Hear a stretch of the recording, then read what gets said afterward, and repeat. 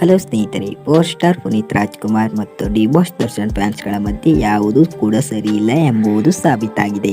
ಈ ಹಿಂದೆ ಅಷ್ಟೇ ಡಿ ಬಾಸ್ ದರ್ಶನ್ ಮತ್ತು ಪುನೀತ್ ರಾಜ್ಕುಮಾರ್ ಫ್ಯಾನ್ಸ್ ನಡುವೆ ಹಲವಾರು ಬಾರಿ ಸೋಷಿಯಲ್ ಮೀಡಿಯಾಗಳಲ್ಲಿ ಜಗಳ ನಡೆಯುತ್ತಿರುವುದನ್ನು ನಾವೆಲ್ಲರೂ ನೋಡೇ ಇದ್ದೀರಾ.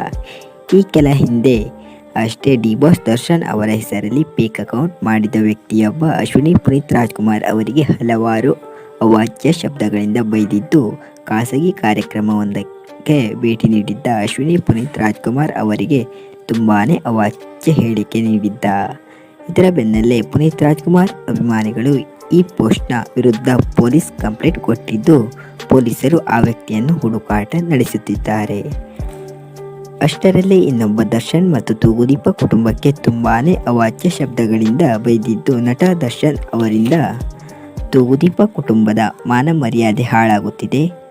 ಅಷ್ಟೇ ಅಲ್ಲದೆ ಕನ್ನಡ ಸಿನಿಮಾ ಇಂಡಸ್ಟ್ರಿಯು ಮಾನ ಮರ್ಯಾದೆ ತೆಗೆದಕ್ಕೆ ಇವನೊಬ್ಬನೇ ಸಾಕು ಎಂದು ಅವಹೇಳನಕಾರಿಯಾಗಿ ಹೇಳಿಕೆ ನೀಡಿದ್ದು, ಇದು ಕೂಡ ಡಿ ಬಾಸ್ ದರ್ಶನ್ ಫ್ಯಾನ್ಸ್ಗೆ ಕಣ್ಣು ಕೆಂಪಾಗುವಂತೆ ಮಾಡಿದೆ.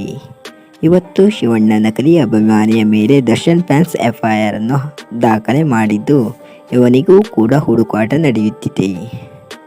ಏನೇ ಆಗಲಿ ಸ್ನೇಹಿತರೆ, ಡಾಕ್ಟರ್ ರಾಜ್ಕುಮಾರ್, ವಿಷ್ಣುವರ್ಧನ್, ಶಂಕರ್ ನಾಗ್ ಅಂತಹ ನಟರು ನಮ್ಮ ಕನ್ನಡ ಭಾಷೆಗೆ ಮತ್ತು ರಾಜ್ಯಕ್ಕೆ ಹೆಸರು ತಂದುಕೊಟ್ಟಿದ್ದಾರೆ. ಆದರೆ ಈಗ ಈ ರೀತಿಯಾಗಿ ನಡೆಯುತ್ತಿರುವುದು ನಿಜಕ್ಕೂ ಬೇಸರದ ಸಂಗತಿ. ನಿಮಗೇನೆನಿಸುತ್ತದೆ ಎಂದು ತಪ್ಪದೇ ಕಮೆಂಟ್ ಮಾಡಿ. ವಿಡಿಯೋ ಇಷ್ಟವಾದರೆ ತಪ್ಪದೇ ವಿಡಿಯೋಗೊಂದು ಲೈಕ್ ಮಾಡಿ. ನಮ್ಮ ಚಾನಲನ್ನು ಸಬ್ಸ್ಕ್ರೈಬ್ ಮಾಡಿಟ್ಟುಕೊಳ್ಳಿ. Thank you.